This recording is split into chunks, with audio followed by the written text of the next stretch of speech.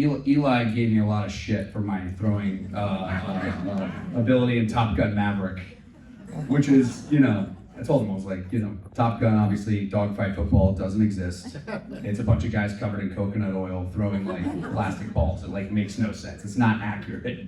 He's never had to do that. I thought it was just gonna be kind of throwing form, footwork, but they were looking at all the footage in terms of they put me with a full defense, full offense. We shot sort of into football season, and I can't have a sip of alcohol because the alcohol will come out of your pores for days afterwards, and it'll undo your face. My face would fall off. And that's kind of the fun and games of this world. It's one of the reasons that we just love Mrs. Doubtfire is it's Robin Williams, just trying shit out. Hey everyone, we got another screening. We have Glen Powell for Chad Powers. This is a really fun show. Glen Powell is one of the hottest actors right now. If you didn't know, Glen Powell also co-created this show. So it's really interesting to hear him talk behind the scenes, creating the world of Chad Powers, as well as learning how to play football by professionals like Eli Manning.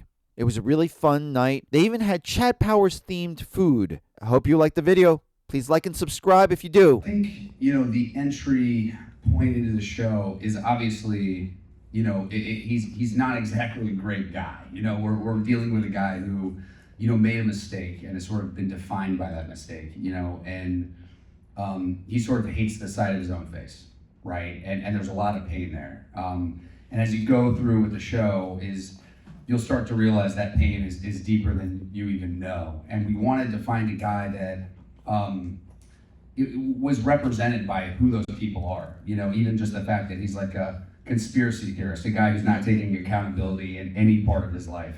And so we wanted this to feel like an R-rated comedy that you would see in the 2000s. We didn't want this to be too loaded with sugar. We wanted it to be sort of honest in that way, and how these people would actually talk and how they move through the world, and also a guy that feels like he's cast very far away from Chad. You want Russ Holiday and Chad to feel like two very, very different people. So obviously the pressure cooker, the experiment, the lie at the center of this thing is as volatile as it possibly could be. When the world falls in love with Chad, they don't realize that the guy underneath the mask is the most hated guy on the planet. Mask on, how could you actually do this? We talked to our prosthetics team to make sure, all right, how would this actually hold up in Atlanta heat?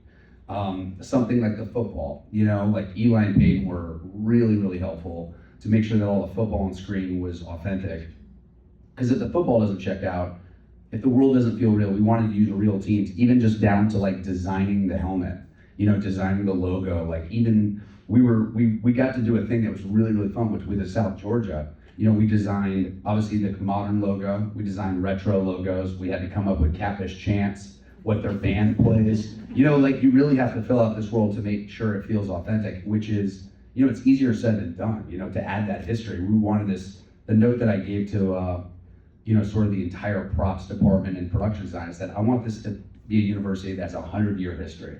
And I want to feel that when you walk around, in the clothes that people are representing at the games and all of it. So yeah, it's not an easy thing, but you have to really feel that sort of history and the authenticity to make sure the entire experiment feels honored, or honest, because if not, you're reminded that there's a guy wearing a mask at the center of this, which is insane.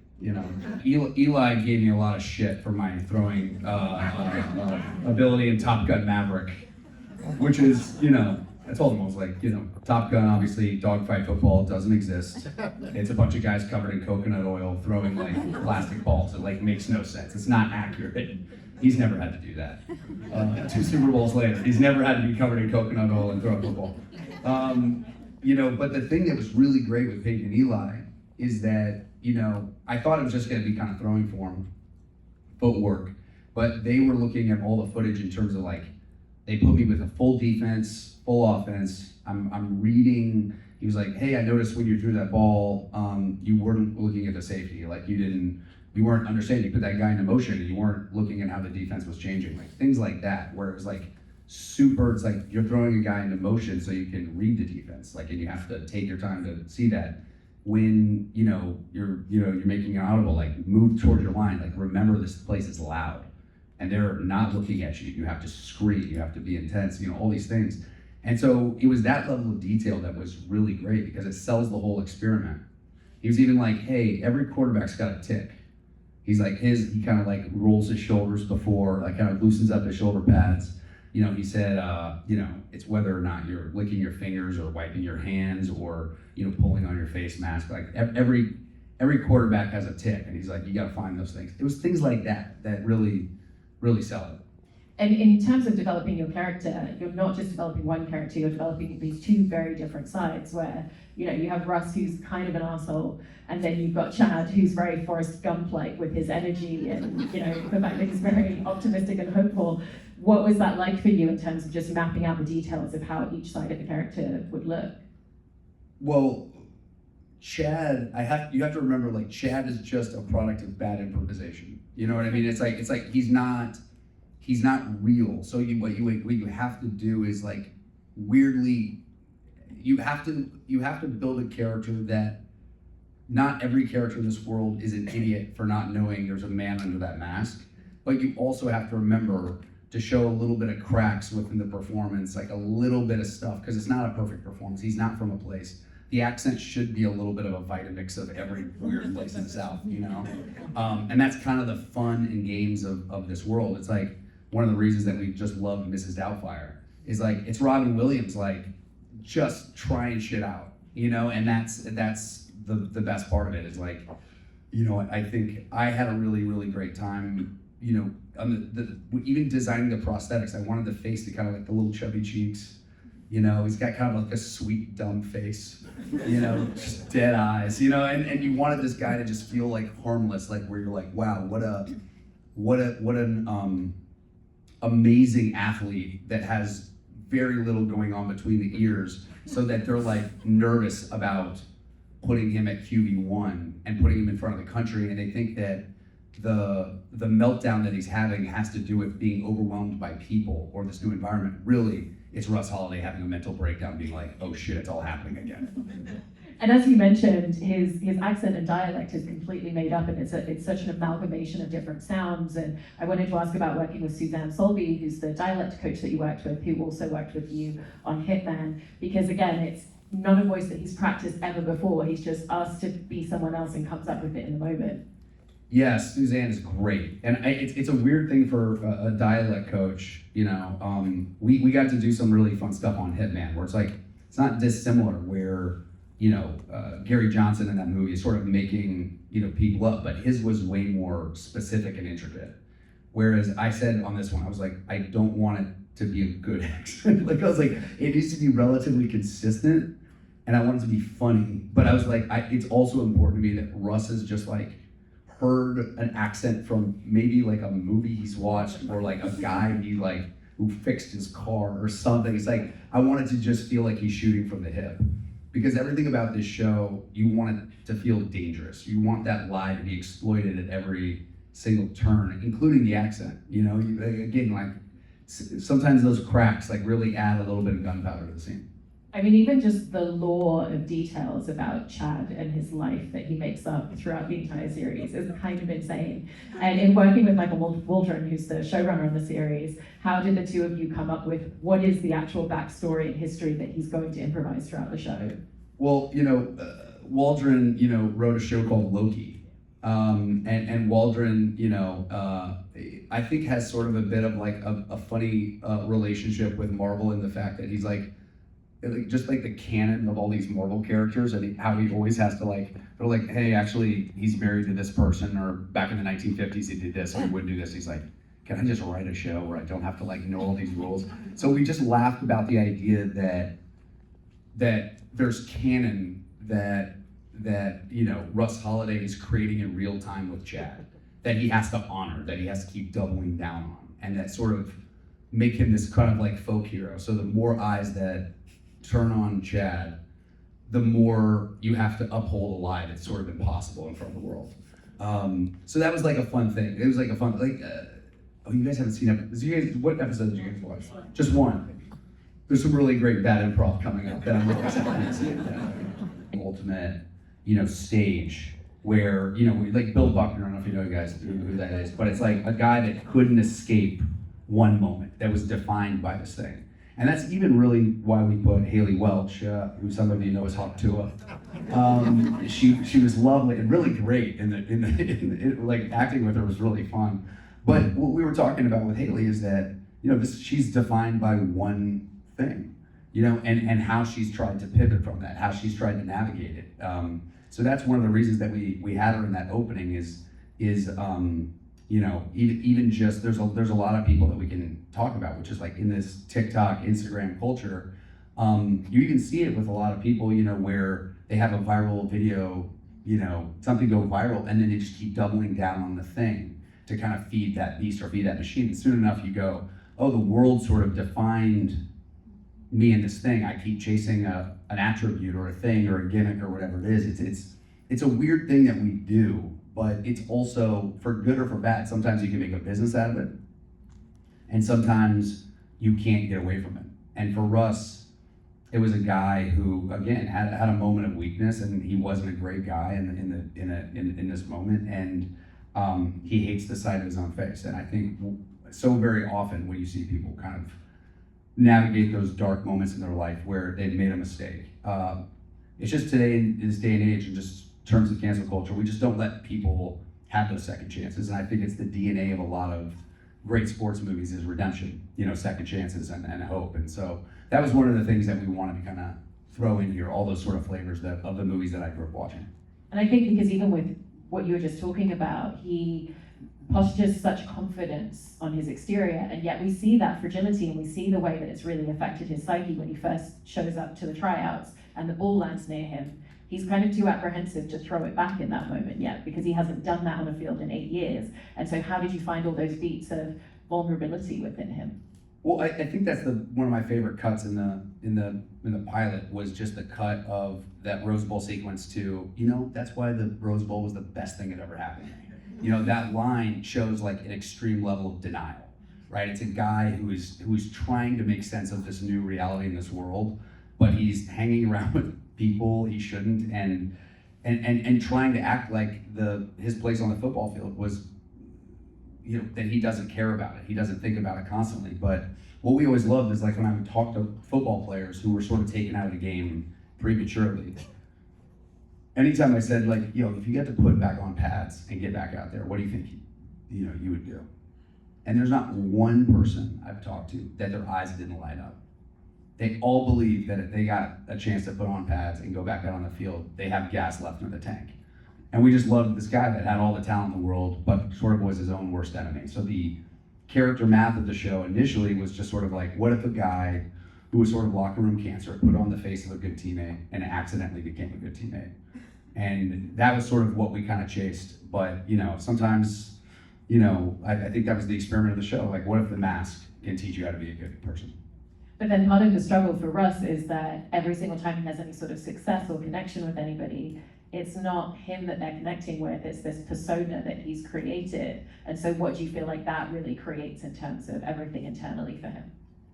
Well, I mean, that's the great lie at the center of this show, is like, it's one of the reasons that, I think I love Mrs. Doubtfire, right? It's a guy who throws this weird Hail Mary pass to get close to his kids, the thing he loves the most in the world. And it's like, but at the end of the day, every single moment of that movie is loaded with this tension, this idea of like, is he gonna be discovered, and how does he uphold this thing, and what's the end game here? And that's the fun part about this thing, is like, as you win, what we always loved about the, I think, paradoxical element of this show is that the more that he wins, the more eyes of the world are on him, the more this lie becomes more dangerous, the more he realizes that, oh my God, we're trending towards a place where, how do I get out of this thing? This team needs me, people believe in me, and yet they have no idea who's under this mask. And so, I mean, that's the fun of the show, is the stakes keep getting higher and higher. So if we get a chance to make a second season, we have a really, really fun direction this thing's going. Been his sense of identity for several years, but now he's kind of trying to find a reconnect with it, reconnect to that passion. And so what was the journey in terms of that sense of self-identity that you wanted to explore with him as well. Well, I think that's what a lot of my buddies who played professional sports, have a real tough time when they're taken out of the game and they don't know what to do.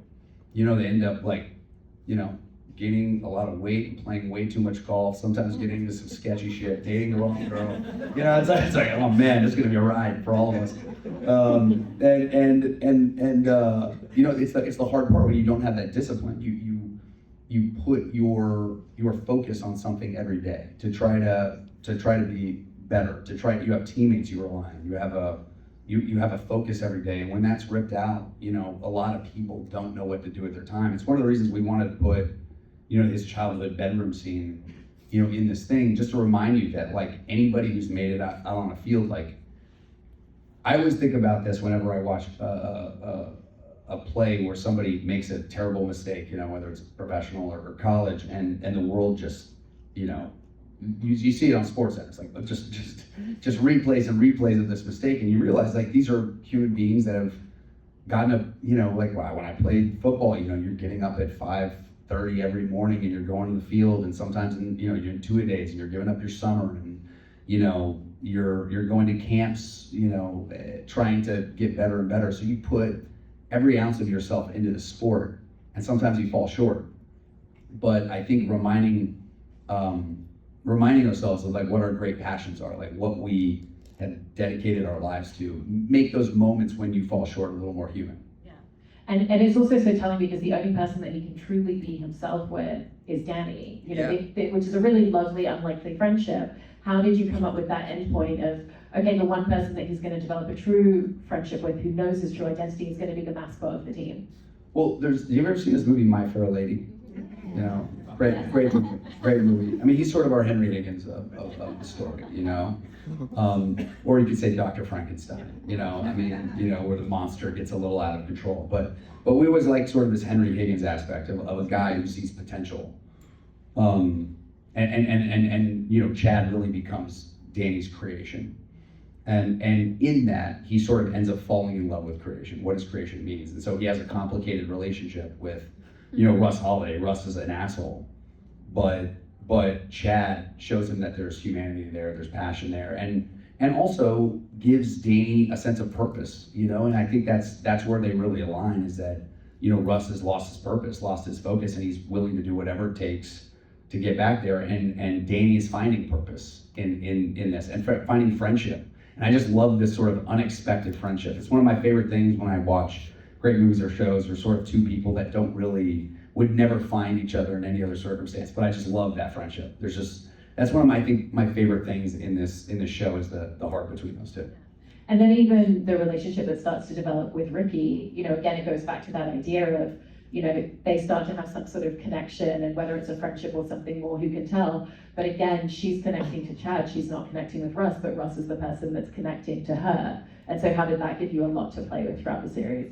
Well, there's a lot of great movies that do it well. There's Tin Cup is a great golf movie where you sort of have a troubled protagonist that there's a great romance at the center of that. Bull Durham, if anybody's ever seen that, And one of the things that I just love about Ricky and Chad's relationship is it's super odd. It's a really weird swing. It was one of the things that I put a lot of focus on, and because it's romantic without being romantic. It's two people that are seeing each other and understanding each other and seeing each other's potential, and in a world, like, she's a female in a very male-dominated world. She's not being given her due.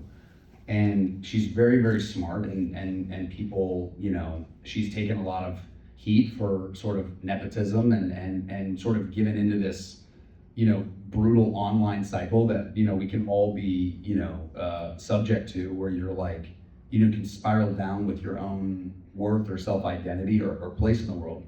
And I just loved the idea that, Ricky and Chad were two people that saw the greatness in each other, whether not true, and sort of lifted each other up and made each other better. So she becomes sort of the Chad whisperer in a weird way, someone who really can find him. And Perry Matfeld, who plays Ricky, I just find her to be, when she auditioned for the show, it was like, I couldn't believe how lucky we got, because it's such a hard thing. I mean, she has such a heavy lift in this show to play that role, to be just all the different nuance you have to be to know what you're talking about, and also feel like you're relegated to the side, try to maintain your power when you don't have it, to understand the authentic, like there's bits of romance but at the same time, like she's a woman in a man's world, and it's a very tough place to be.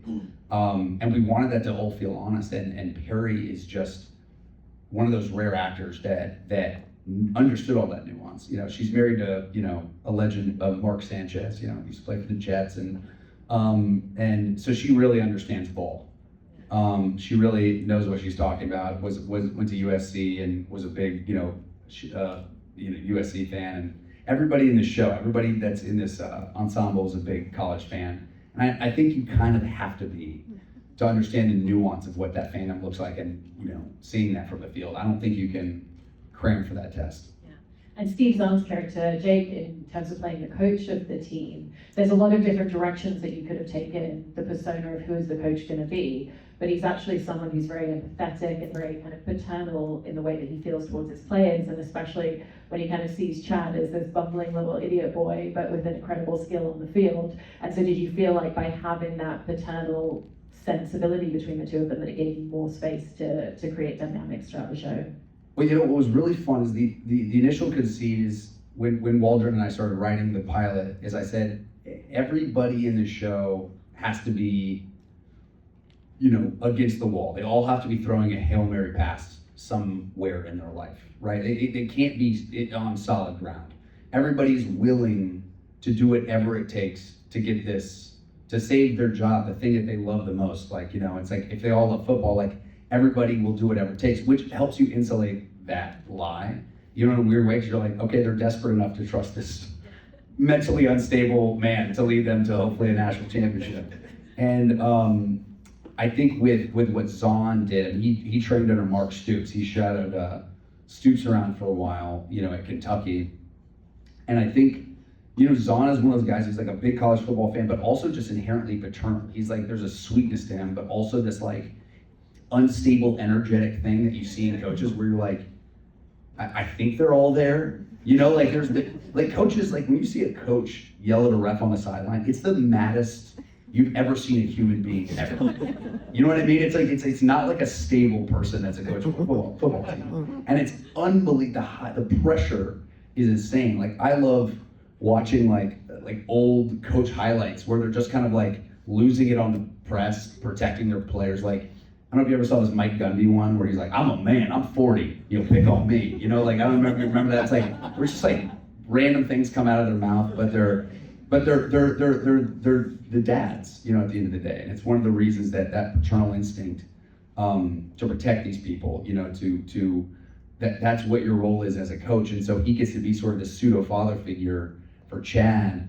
And that's like this, you know, for me, like one of the saddest parts of the show is like that sort of betrayal, is this idea of a guy who's putting himself out there for a sweet guy from West Virginia, you know, not knowing that, you know, that Russ Holiday's underneath that mask, and you'll find out there's history there. Yeah. And there's moments where Russ always kind of literally and figuratively like slips from beneath his own mask, where, you know, sometimes his narcissism creeps in and there's something that he says that Chad would never say, or, you know, he kind of drops the accent a little bit. How did you play around with the idea of how much do we want to let the mask drop at different moments, and when would it come into play? Again, that's the fun part about near misses, even just like why we ended the pilot, you know, with the mask slipping. It's to show that's going to be the fun and games of this. You know, it's this is not going to be an easy ride, and there's if you are trying to pull this thing off in front of the world, like, I mean, even I was wearing this mask, you know, in Atlanta in the summer,